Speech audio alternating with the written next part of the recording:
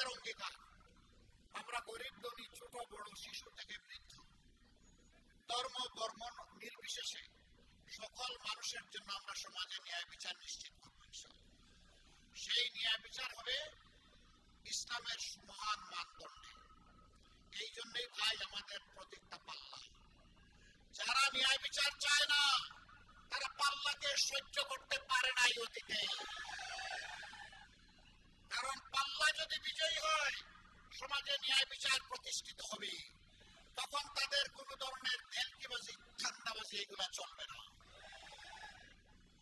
একই অপরাধে একজন সাধারণ মানুষের যদি শাস্তি হয়, বিচারের আওতায় আনা হয়, ইনশাআল্লাহ তাআলা আজিম সেই সমান অপরাধ করে থাকলে প্রেসিডেন্টকেও শাস্তির আওতায় আনা হবে।